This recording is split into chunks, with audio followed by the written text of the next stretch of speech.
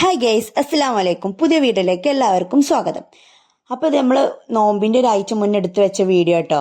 Video edit ചെയ്യാനുള്ള മടികൊണ്ടും അങ്ങനെ നമ്മൾ വീഡിയോ എഡിറ്റ് ചെയ്തിട്ടുണ്ടായില്ല. അപ്പോൾ ഇപ്പോഴാണ് നോമ്പിനാണ് നമ്മളിപ്പോൾ ഇതൊന്ന് എഡിറ്റ് ചെയ്ത് കണ്ടിട്ടുള്ളത്. അപ്പോൾ ഇത് നമ്മളെ വയനാട്ടിൽ ഫേമസ് ആയിട്ടില്ല പോത്തുംകാലുണ്ടല്ലോ, അപ്പോൾ അത് നമ്മൾ വീട്ടിൽ തന്നെ നമ്മൾ ഉണ്ടാക്കിയിട്ടുള്ളതാണ്. അപ്പോൾ അത് ഷോപ്പിൽ നിന്ന് കൊണ്ടുവരുമ്പോൾ തന്നെ അവർ നല്ലോണം കട്ട് ചെയ്ത് കണ്ട് നമുക്ക് തരും കേട്ടോ. അപ്പം നമുക്ക് വീട്ടിൽ വന്ന് കണ്ട് നല്ലോണം കഴുകി വൃത്തിയാക്കാനുള്ളൂ. അങ്ങനെ കഴുകി വൃത്തിയാക്കിയതിന് ശേഷം നമ്മളൊരു കുടുക്കിക്ക് ഇട്ടിട്ടുണ്ട് കേട്ടോ.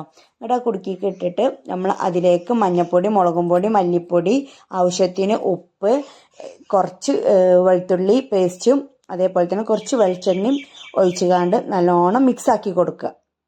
നല്ലോണം മിക്സാക്കി കൊടുത്തിട്ട് എന്നിട്ട് നമ്മളിത് ആവശ്യത്തിന് വെള്ളം ഒഴിച്ച് കൊടുക്കുക കേട്ടോ.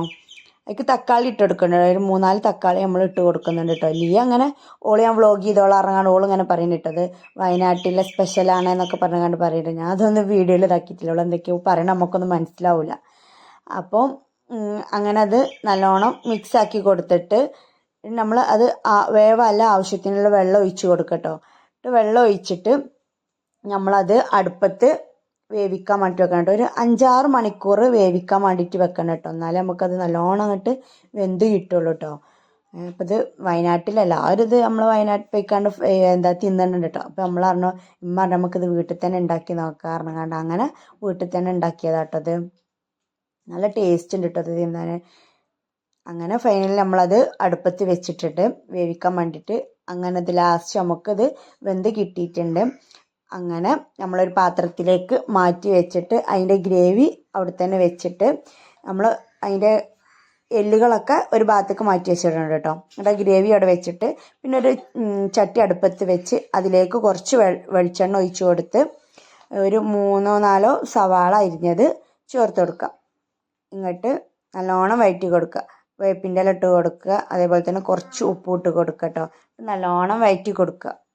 നല്ലോണം വഴറ്റി കൊടുത്തിട്ട് അതിലേക്ക് ആവശ്യത്തിന് നമ്മളതിലേക്ക് ഇഞ്ചി വെളുത്തുള്ളി പേസ്റ്റ് ഇട്ട് കൊടുക്കുക. എന്നിട്ട് നല്ലോണം ഒന്ന് വഴറ്റി കൊടുക്കുക. ഇഞ്ചിൻ്റെയും വെളുത്തുള്ളിൻ്റെയും പച്ചമണമൊക്കെ പോകുന്നത് വരെ നമ്മളൊന്ന് നല്ലോണം വഴറ്റി കൊടുക്കുക. എന്നിട്ട് നമ്മളതിലേക്ക് തക്കാളി അങ്ങനെ ഇടല്ല കേട്ടോ. തക്കാളി നമ്മളത് ജ്യൂസ് ആയിക്കാണ്ടാണ് ഇട്ട് കൊടുക്കുന്നത്.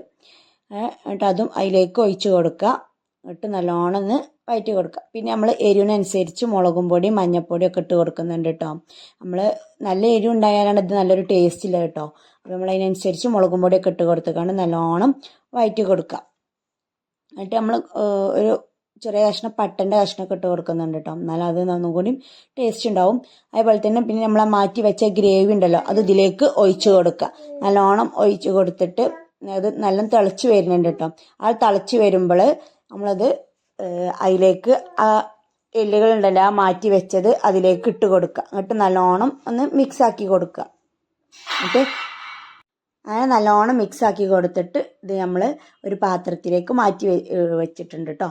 എന്നിട്ട് നമ്മൾ ആദ്യം ആ എല്ലും കഷ്ണങ്ങൾ ഇട്ട് കൊടുക്കുക. എന്നിട്ട് അതിൻ്റെ മേലേക്ക് ഈ ഗ്രേവി നല്ലോണം ഒഴിച്ച് കൊടുക്കുക. അങ്ങനെ ഫൈനലി നമ്മളെ വയനാട്ടിലെ ഫേമസ് ആയിട്ടുള്ള പോത്തുംകാല് റെഡി ആയിട്ടുണ്ട്. അപ്പോൾ വീട്ടിലെല്ലാവരും ഇതൊന്ന് ട്രൈ ചെയ്ത് നോക്കുക. അപ്പോൾ നമ്മളെ വീഡിയോ ഇഷ്ടപ്പെട്ടാൽ ലൈക്ക് ചെയ്യുക, ഷെയർ ചെയ്യുക, കമൻറ്റ് ചെയ്യുക, സബ്സ്ക്രൈബ് ചെയ്യുക. അപ്പോൾ എല്ലാവരും ഇത് നോക്കട്ടെ. നല്ല ടേസ്റ്റ് ഉണ്ട് ഇത് തിന്നാൻ വേണ്ടിയിട്ട്. ഇങ്ങനെ മസാല ആക്കിക്കാണ്ട് ഉണ്ടാക്കുക, അല്ലാതെ സൂപ്പ് പോലെ ഇത് ഉണ്ടാക്കാം കേട്ടോ.